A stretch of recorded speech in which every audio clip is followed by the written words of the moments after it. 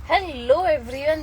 आज का लाइव मैं कार में कर रही हूँ बिकॉज ऑफ मैं बाहर हूँ एंड यस, बहुत लोगों को हम कमिटमेंट देते हैं और कमिटमेंट नहीं पूरी कर पाए तो गलत होगा। सो यस, आज मैं घर पे नहीं हूँ, एक फैमिली डिनर के लिए बाहर निकली थी और उसी टाइम पे देखा तो 9:30 तो निकल गए, 42 हो गए हैं। Yes RJ Harsh, hi, thank you, big fan, thank you so much, I am also big fan. Hello. So आज का टॉपिक ना थोड़ा अलग है। So try to listen everyone. जिसको टॉपिक में इंटरेस्ट नहीं है तो लाइव में से निकल जाना, बिकॉज आज जो आ रहे हैं वो क्रिएटर नहीं है बट सी इज अ गर्भ संस्कार कोच। सो जिसको इसमें नहीं आइडिया है या जिसको इसमें इंटरेस्ट नहीं है तो मेक श्योर कि कोई फालतू कमेंट मत देना। सुनना है तो सुनो, बिकॉज ऑफ इसी में से बहुत सारे फॉरेनर्स पैसे कमा रहे हैं और आगे भी बढ़ रहे हैं। सो आज हम इनवाइट करने वाले हैं, एक मैडम है, उनका नेम भी हम उनको श्रेया थी। Yes, good topic. हाँ, मेरे लिए भी नया टॉपिक है बिकॉज ऑफ मैंने भी इस टॉपिक पे कभी डिस्कस नहीं किया है, मुझे भी पता नहीं है। But the lady Pinal Parmar Seth की भाई मुझे आपके साथ जाना है एंड लाइव में आना है, आपके ऑडियंस के साथ एक्सपीरियंस शेयर करना है। सो मैंने सोचा चलो ठीक है, कोई प्रॉब्लम नहीं है। तो फिर हमने इनके साथ बातें की, उनका टॉपिक सुना, then it will quite interesting. तो मैंने सोचा चलो ठीक है, अब उनको हम बुलाते हैं हमारे प्लेटफॉर्म पे एंड देन हम डिस्कस करते कि होता क्या। बिकॉज उनके साथ जब मैंने बात की तब उन्होंने बताया कि ये ऐसा टॉपिक है जिसके ऊपर लोग बात नहीं करना चाहते बिकॉज मॉडर्नाइजेशन, काफी लोग ऐसा बोलते हैं कि ये सब पुरानी बातें हैं, वो कभी मतलब मैटर नहीं करती है। बट ऐसा नहीं होता है। यही सारी चीजें अपने जो भी पुराणों में लिखा गया था वो सारी की सारी बातें, ये पूरा गर्भ संस्कार का टॉपिक के अंदर जो भी आता है ना, सब कुछ यहाँ से सब पढ़ के बाहर जाते हैं। बाहर उसके ऊपर प्रॉपर कोचिंग होती है एंड हमारे बहुत सारे सेलिब्रिटीज, बहुत अच्छे अच्छे लोग होते हैं, वो इनके पास कंसल्टिंग में जाते हैं। सो जब तक मुझे पता है कि ये गर्भ संस्कार ऐसा होता है कि आपको जैसा बच्चा चाहिए इसी तरह का बच्चा आप पैदा कर सकते हो, ऐसा ही मैम ने मुझे बताया। एंड आई थॉट कि is it possible? So she said yes, this is possible and let's see. तो हम उनको भी इनवाइट करते हैं एंड देखते हैं कि क्या कर सकते हैं डिस्कशंस में, क्या हमें नॉलेज मिलेगी, कितना हम जान पाएंगे। और यस, आज का लाइव मेरा हियर एंड देयर वाला ही रहेगा बिकॉज कार में भी हूँ, शायद बाहर भी निकलूँ। सो मैं मैडम को भी इनवाइट करती हूँ एंड हम डिस्कस करते हैं। Yes, Pinal madam is live, हम उनको इनवाइट कर देते हैं।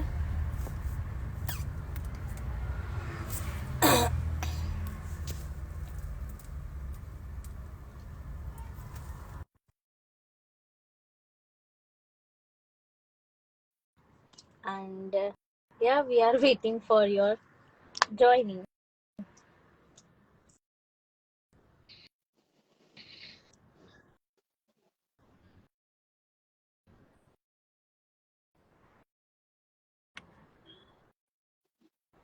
यस मैम, आप ज्वाइन हो गए लेकिन स्क्रीन आपकी पूरी ब्लैक है, नहीं दिख रहा है ना। तो आपकी Okay. आवाज आ रही है, आपकी स्क्रीन नहीं दिख रही है। Now? Okay, now perfect perfect. So yes, ma'am, welcome to our live show.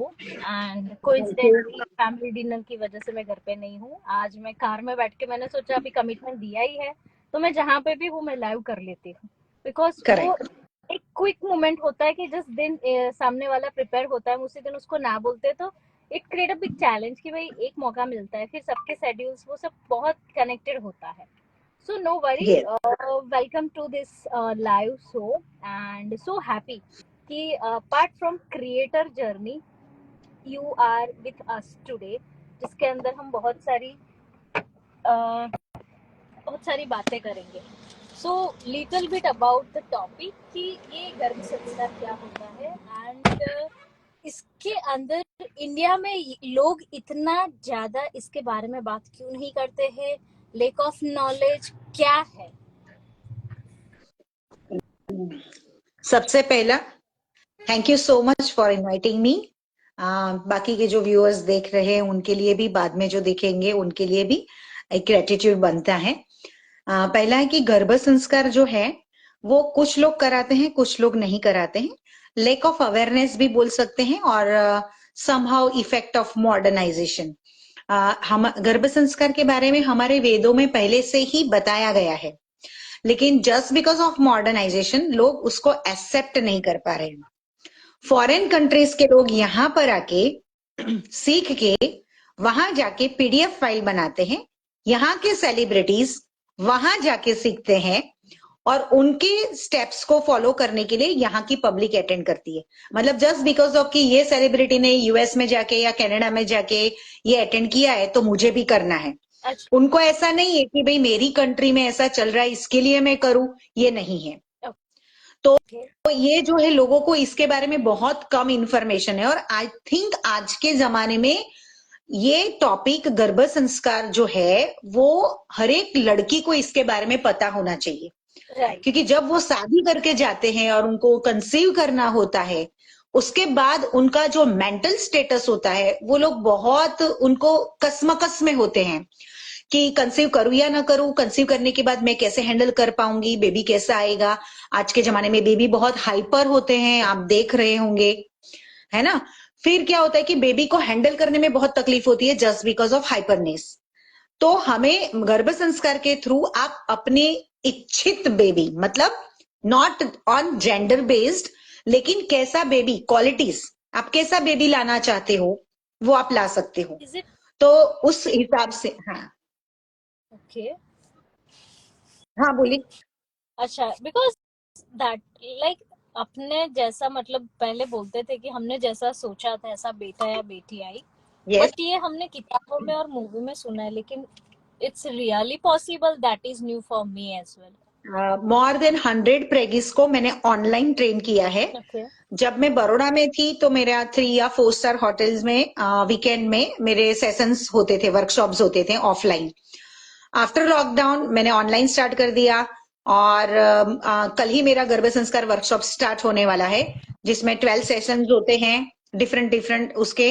प्रेगिस को मेंटली प्रिपेयर किया जाता है, और कुछ एक्टिविटीज होती है कि उनको कैसे अपना बेबी कैसा लाना है, उनकी क्वालिटी डिसाइड की जाती है कि कैसा बेबी लाना है। अगर फॉर एग्जाम्पल आप खाने के लिए बैठे हो, डिनर, डाइनिंग टेबल के ऊपर डिनर बहुत अच्छे से सजाया है, और आपकी फेवरेट प्लेट, मतलब वहां पर मेन्यू जो है वो आपका फेवरेट है, तो आप सोचोगे तो क्या वो जो डिश है वो आपके पेट में चली जाएगी? नहीं ना। पहले आप सोचोगे कि मुझे मेरा हैंड को उठाना है, मुझे स्पून लेनी है, मुझे वो लेना है, उठाना है, मुझे मुंह में डालना है, तब जाके वो आपको मिलेगा, राइट। तो उसी प्रकार सोचने से अच्छा बेबी नहीं आता है। 9 महीने तक बेबी वो सोचेंगे मेरा बेबी अच्छा है, मेरा बेबी अच्छा है, मेरा बेबी अच्छा है, तो सोचने से बेबी अच्छा नहीं आता है। उसके लिए आपको एफर्ट डालना पड़ेगा, ओके, उसके लिए एफर्ट डालना पड़ेगा कि जब आप अच्छा सोचोगे तो अच्छा बेबी आएगा, ऐसा नहीं है। लेकिन अच्छा, जैसे आपको पता है कौशल्या माता ने भी गर्भ संस्कार किया था, तब राम जी ऐसे आए थे। ओह, यस, उन्होंने उनके नजदीक जो आश्रम था वहां पर वो गुरुकुल में पढ़ाने जाते थे, वो वहां शिक्षा देने जाते थे। और कौशल्या माता ने, जब राम जी उनके पेट में थे, तब उन्होंने, मतलब वो राजमहल का जो होता था वैसे नहीं रहते थे। उनका मानना था कि जो कर लेते हैं वो किस लोगों के हिसाब से आए हैं, किसने किस चेष्टा से दिया है, क्या सोच के दिया है। मैं नहीं चाहती कि मेरे बेबी के ऊपर इसका प्रभाव पड़े। राइट, तो वो आश्रम जाते थे, वहां शिक्षा देते थे, और वहां आश्रम का खाना खाते थे।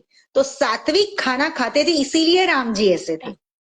बहुत अच्छा, बहुत सारे एग्जाम्पल्स हैं एंसेंट और मॉडर्न कि जाने अनजाने में, क्योंकि हम हिंदू है, हमारे इंडियन है, भारतीय है, तो हर एक के ब्लड में गर्भ संस्कार बसे हुए। आप देखना किसी की सास या किसी की मॉम ऐसा बोलेगी बेटा प्रेगनेंसी में ऐसा मत सोच, बेटा प्रेगनेंसी में ऐसा मत कर, तो हमारा वो इनबिल्ट आ जाता है कि प्रेगनेंसी में हमें ये करना है वो करना है। लेकिन आज के मॉडर्नाइजेशन युग में जो मॉडर्न गर्ल्स होती है वो ये सब बिलीव नहीं करती है, अग्री। क्योंकि उनको जो बेस होता है लॉजिक, उसके पीछे का साइंस उनको नहीं पता है। उन तक जब तक उनके पीछे का, हाँ, हेलो, उन तक वो पूरा नॉलेज कभी पहुंच ही नहीं पाता है यस कि ये करेक्ट, इसका रीजन ऐसा है। फॉर एग्जाम्पल कि मुझे काफी बार ऐसा बोलते हैं घर में कि तुझे ये नहीं करना है, ये नहीं खाना है, ये हेल्थ के लिए नहीं अच्छा है, तेरे फ्यूचर के लिए।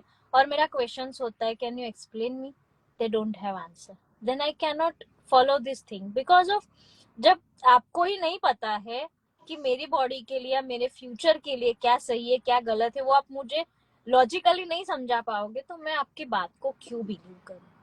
Correct correct. वेदों में जो लिखा है वो पूरा साइंस बेस है, एक्सपीरियंस लोगों को है, एक्सपेरिमेंट से प्रूफ हुआ है, साइंस ने उसको एक्सेप्ट किया है। गर्भ संस्कार के बेबी के 5 क्वेश्चन डेवलप होते हैं, physical question, social question, spiritual question, फिर इंटेलेक्चुअल क्वेश्चन, इमोशनल क्वेश्चन। तो वो क्वेश्चन डेवलप करने के लिए क्या एक्टिविटी करनी चाहिए वो उनको बताना पड़ता है ना। हर एक चीज के पीछे लॉजिक होगा, वो मानेंगे। आज की ही बात करूं, कल मेरी एक प्रेगी थी, अभी पूरा 3rd ट्राइमेस्टर का मेरा चल रहा है, तो वो प्रेगी ने जब गर्भ संस्कार का वर्कशॉप स्टार्ट किया था, मुझे याद है आई थिंक 2nd सेशन उसने अटेंड किया था। घर पे जाके वो पूजा पाठ करने लगी, तो पहले तो उसकी मदर इन लॉ ने उसको बोला कि क्या बात है तुम श्लोक बोल रही हो, और वो बड़े शिद्दत से मतलब सुबह शाम श्लोक वगैरह बोल रही थी। तो उसकी सास बोल रही थी यार मुझे तो इसकी मैडम को मिलना पड़ेगा, गर्भ संस्कार वाली मैडम को, ऐसा क्या बोल दिया, हम लोग तो तुम्हें बोलते थे कि तुम श्लोक वगैरह का पठन करो, तो तुमने तो कभी नहीं किया। राइट। फिर उसने बोला कि मुझे इसके पीछे का साइंस बताया है, मुझे इसके पीछे का साइंस उन्होंने समझाया है कि क्यों करना है। राइट। रीजन अगर पता है तो इन्वॉल्वमेंट होता है। मैं आपको बोलूंगी कि नहीं इसने ऐसा किया है ना तो आप करो, तो इससे आपका बेबी अच्छा नहीं आएगा। फॉर एग्जाम्पल कोई प्रेगी ऐसा बोलती है कि स्कूल लाइफ में मैं तो मैथ्स में बहुत कच्ची थी, मेरा मैथ्स अच्छा नहीं था, मैं चाहती हूँ कि मेरा बेबी जो है वो मैथ्स में बहुत बढ़िया है। मैं एक एग्जाम्पल दे रही हूँ, तो वो प्रेगी क्या करती है, पूरे पूरे थ्रू आउट प्रेगनेंसी में वो सम्स करती रहती है, और वो सबको बोलती है मेरा तो मैथ्स बहुत कच्चा था, मुझे तो बिल्कुल मैथ्स पसंद ही नहीं है, इसकी वजह से मैं कर रही हूँ, देख तेरी वजह से मैं मैथ्स कर रही हूँ, मुझे तो पसंद ही नहीं है। जब बेबी हुआ, बेबी स्कूल जाने लगा, बेबी के एग्जाम होने लगे मैथ्स के, जब रिजल्ट आया तो सपोज 50 में से मदर 25 लाती थी, तो बेबी 10 ही लाता था। तो बिकॉज यहाँ ऑफ पर आया कि अरे नेगेटिव। यार, यस यहाँ पर होता है कि यार ये तो गर्भ संस्कार किया फिर भी क्यों, क्योंकि प्रेगी ने इन्वॉल्वमेंट नहीं दिया था। वो सिर्फ ऐसा सबको बोलती थी कि हाँ मुझे तो पसंद नहीं लेकिन इसकी वजह से कर रही हूँ।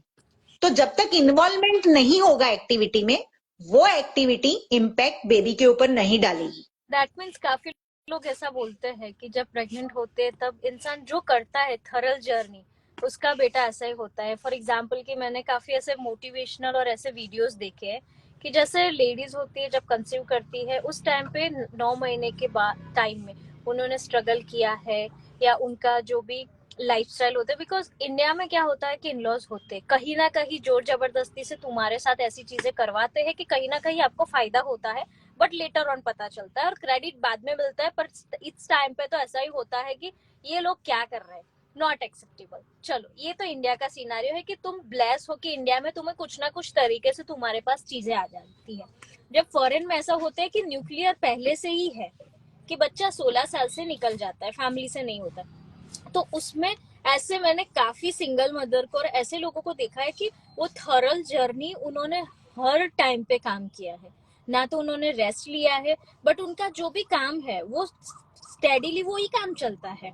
और वो उस काम को इतना डेडिकेटिवली करते हैं कि जब उनका जो रिजल्ट यानी बेबी बॉर्न होता है उसका भी उसी तरह का सेम थॉट प्रोसेस और सेम ही चीज होती है, but in a positive way. वो मैंने काफी बार देखा है। तो उस हाँ टाइम पे मेरे करेक्ट है। मुझे क्वेश्चन था कि दैट इज पॉसिबल, हाँ समहाउ पॉसिबल है कि जैसा आप करते हो वैसा ही तुम्हें रिजल्ट मिलता है, that is good. But I don't know about this श्लोक का क्या इम्पोर्टेंट होता है।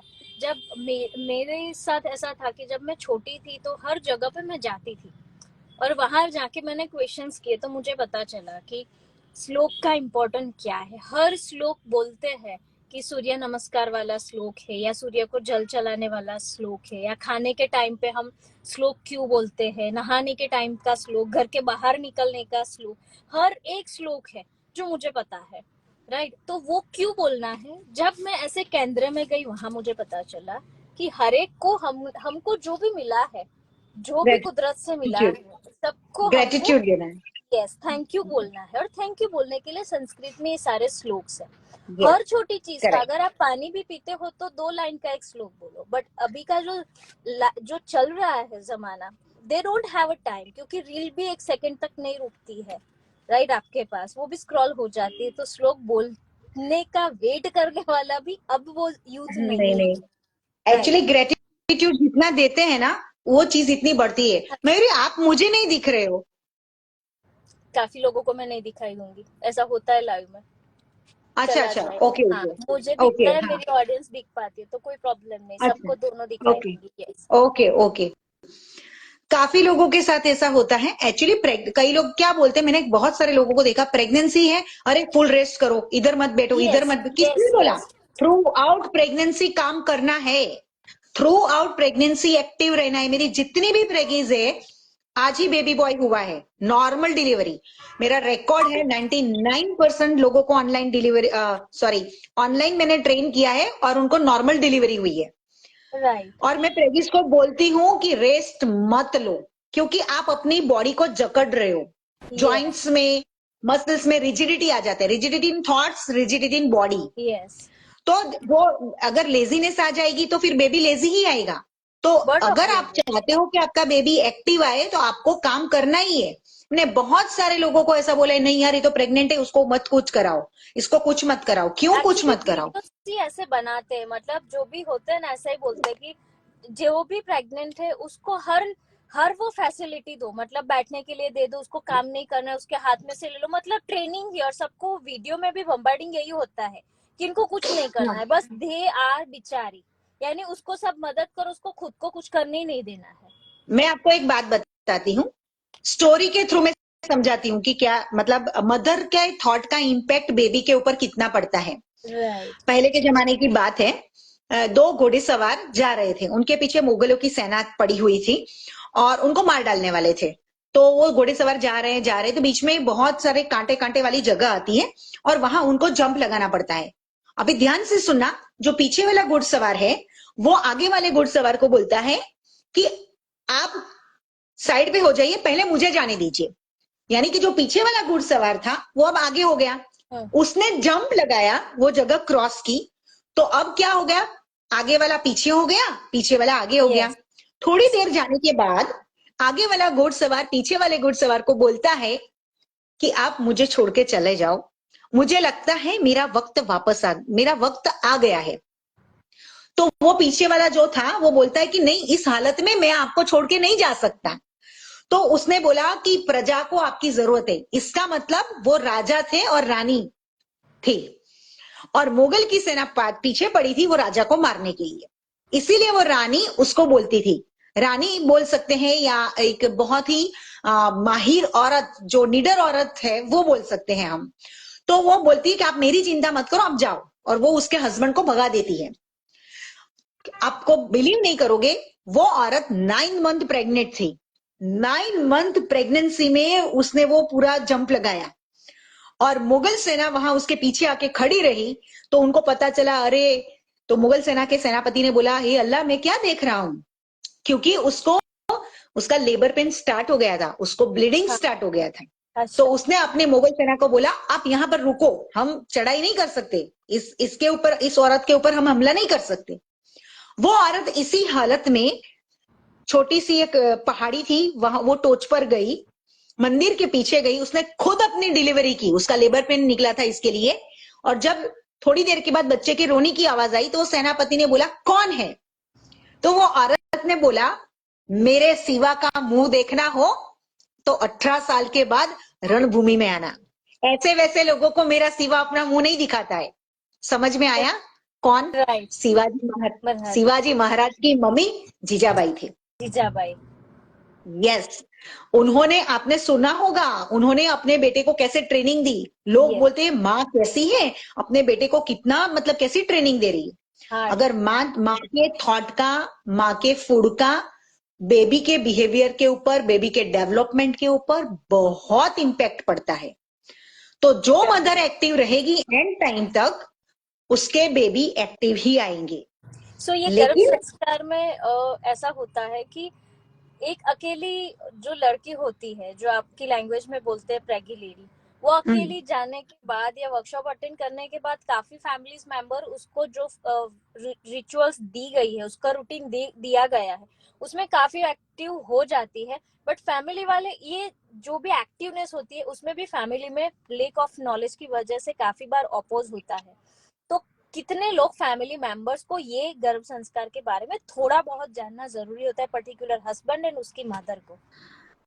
सबसे पहला तो मेरे पास जितनी भी प्रेगीज आई है, सबके पेरेंट्स ने, सबके फैमिली मेंबर्स ने, सबके हस्बैंड ने ये एक्सेप्ट किया है। किसी ने कभी अपोज नहीं उठाया है। एक या दो लोगों को थोड़ा डाउट था कि ये क्या है। जैसे ही उन्होंने बात मतलब ये की, वो खुद सामने से बोल रहे कि मैडम को बोलो, तुम्हें अकेली को नहीं, हम भी सेशन अटेंड करें, हमें बहुत मजा आता है। राइट। राइट। और आपको मैं आज की बात बताऊं, कल मेरी प्रेगी थी, मतलब वो बोल ही रही थी कि मुझे दीदी आप मुझे नॉर्मल डिलीवरी हो ना ऐसा कर, क्योंकि वो गर्भ संस्कार का वर्कशॉप अटेंड करते हैं, उसके बाद प्रेगनेंसी योगा भी करते हैं। Both are different. यस। कई लोग क्या करते हैं, प्रेगनेंसी योगा को गर्भ संस्कार बोल देते हैं। Pregnancy yoga is a part of गर्भ संस्कार। गर्भ संस्कार एक बहुत बड़ा पूरा सब्जेक्ट है, और फिर उसमें उसको मेंटली ट्रेन किया जाता है यस। कि आपको क्या क्या करना है जिसकी वजह से आपको बेबी अच्छा आए। और प्रेगनेंसी योगा है उसकी हेल्थ के लिए है, कि 9 मंथ कंप्लीट भी होता है ना, वो भी अपनी बॉडी को इतनी अच्छे से कवर कर लेती है, अच्छे से रखती है, कि कोई इसको बोलता है कि यार तुम तो 9 मंथ प्रेग्नेंट हो फिर भी कितनी हल्की फुल्की चलती हो, तुम्हें देख के लगता नहीं है।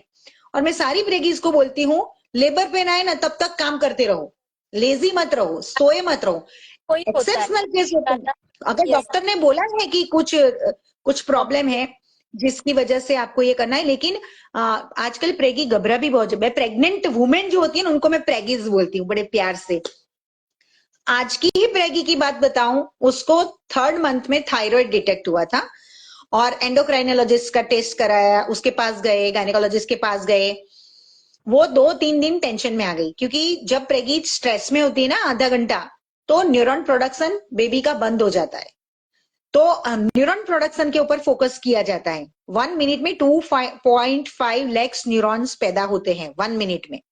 तो सोचो थ्रू आउट 9 मंथ प्रेगनेंसी की जर्नी है, कितने लैक्स न्यूरॉन्स पैदा होंगे। लेकिन डिलीवरी के टाइम पे 80% न्यूरॉन्स डैमेज हो जाते हैं, सिर्फ 20% रहते हैं। ये मैं नहीं बोल रही हूँ, ये साइंस बोल रहा है। और वो 20% न्यूरॉन्स जो होता है उससे लाइफ टाइम वो रहता है, क्योंकि एक बार बेबी पैदा हो जाता है, ज्यादा से ज्यादा 1.5 या 2 साल के बाद उसका न्यूरॉन प्रोडक्शन नहीं होता है। जो मदर्स के वॉर्म में हुआ है वही न्यूरॉन प्रोडक्शन वही कंटिन्यू रहता है पूरी लाइफस्टाइल। तो इसीलिए बोलते हैं कि अगर मदर खुश रही प्रेगनेंसी में, तो बेबी का न्यूरॉन प्रोडक्शन बहुत अच्छा रहता है। और न्यूरॉन प्रोडक्शन अगर अच्छा हुआ तो नेचुरली बेबी हेल्दी आएगा, पहला। दूसरा, गर्भ संस्कार में ही प्रेगनेंसी योगा का ही है, उसमें भी ऑक्सीजन कॉन्सेंट्रेशन के ऊपर फोकस किया गया है। तो ये ओवरऑल पूरा साइंस बेस है। लेकिन अच्छा। लोगों को, हाँ, जो आज की मेरी प्रेगी थी उसको 3rd मंथ में उसको थायराइड डिटेक्ट हुआ, बहुत रोई, 2-3 दिन उसने बात नहीं की। फिर मैंने पूछा क्या हुआ, तो उसको किसी ने बोला कि अब मिसकैरेज करा दो। वो बहुत रोई कि मेरा बेबी, मैंने कहा कोई जरूरत नहीं है, थायराइड बहुत सारे लोगों को थायराइड होता है, किसने बोला कि थायराइड में ऐसा कुछ नहीं है। आज उसका हेल्दी बेबी आया है, आज वो भी नॉर्मल डिलीवरी। That's great. तो लोगों को, हाँ, हाँ, अभी वो उसने बोला कि उसके मैसेज स्क्रीनशॉट आपको मैं बाद में भेजूंगी, उसके मैसेज हैं। आज उसने बोला है कि मैं कितना भी थैंक यू बोलूं ना वो कम है आपके लिए, बट क्योंकि ऑब्वियसली। वो विल पावर, उनको वो कॉन्सेप्ट पता नहीं होता है ना, तो वो डर जाते हैं। लेकिन जब उनको कॉन्सेप्ट पता होते हैं ना, तो बिलीव करते हैं कि नहीं यार मुझे पता है कि आई कैन हैंडल इट। लेकिन जब एग्जैक्ट। तक कॉन्सेप्ट क्लियर ही नहीं होंगे वो कैसे करेगी। उनको पता भी नहीं, आपको पता है कब कंसीव करना है वो भी मैटर करता है। प्रकृति के हिसाब से उनका प्रकृति परीक्षण किया जाता है कि उनकी कौन सी प्रकृति है, वो प्रकृति के हिसाब से वो सीजन चूज की जाती है।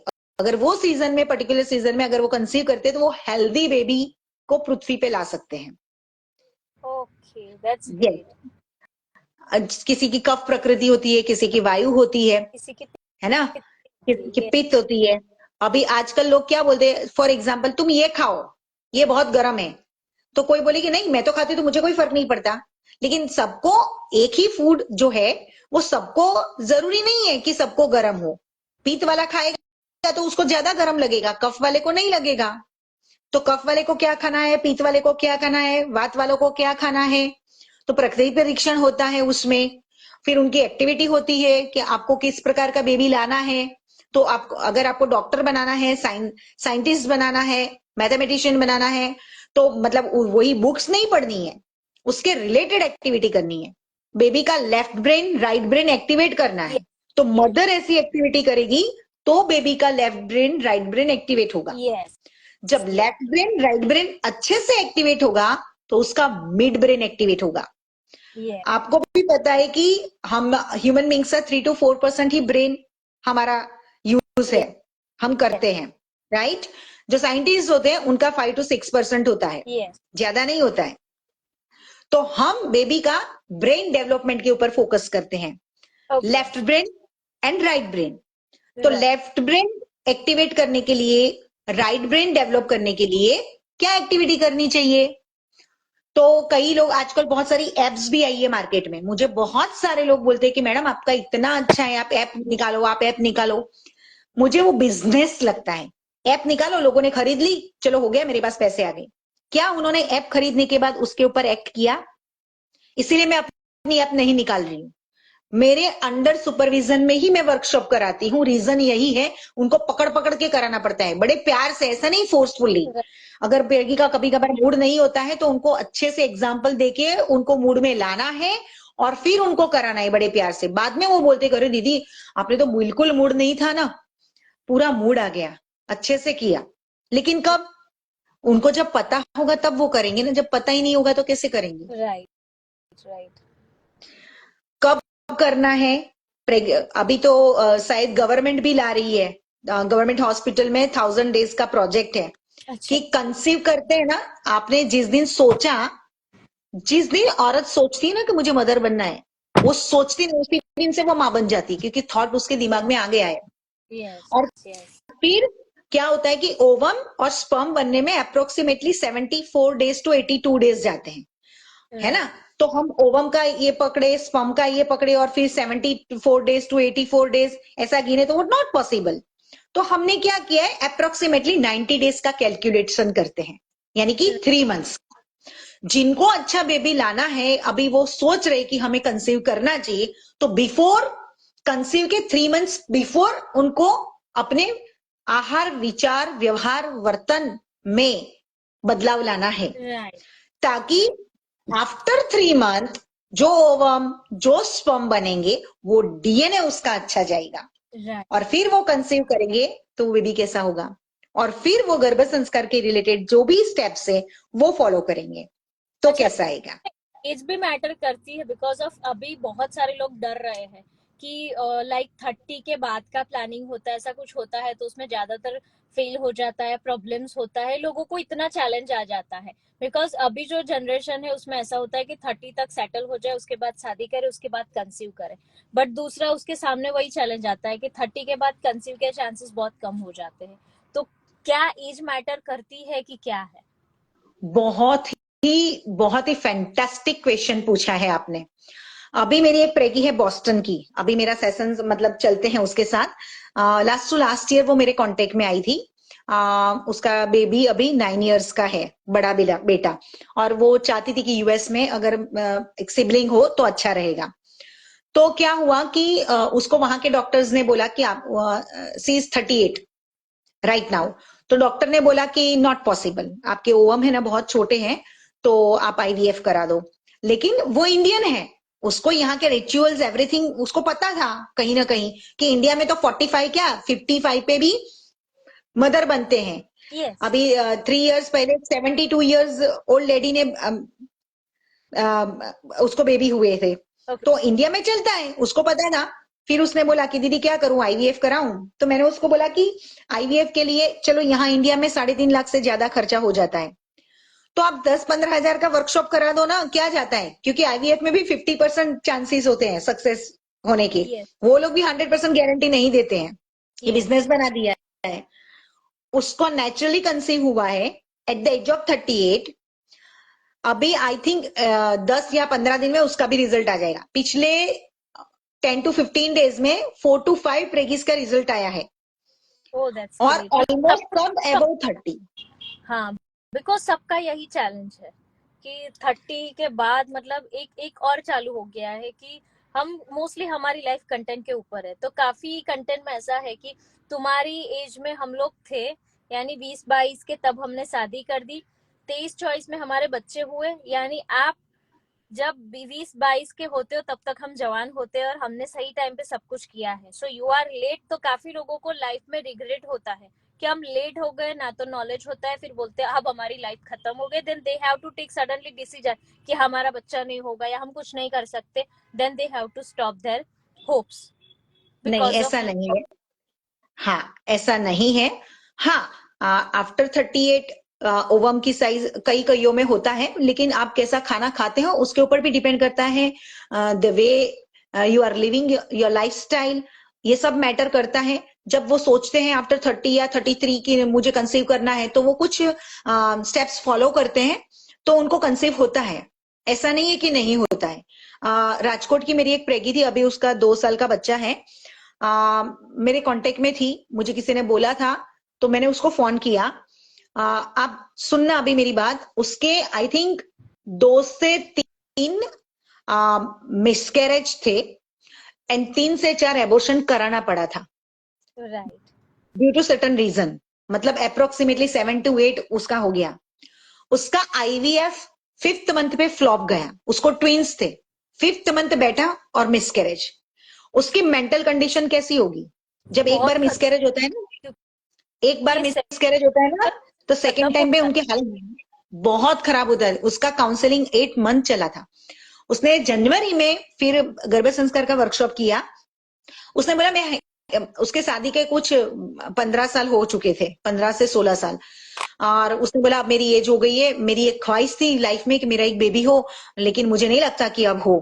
तो फिर मैंने बोला अब तू वापस आईवीएफ कराने का सोच रही है क्या? तो बोले कि नहीं, अब बस अब अभी मेरी जिंदगी में कुछ रहा ही नहीं है। वो पूरी डिप्रेस हो गई थी। तो फिर मैंने बोला इतना सारा किया है तो एक बात मेरी मानना, करने में क्या जाता है, नहीं होगा तो नहीं होगा, क्या फर्क पड़ता है।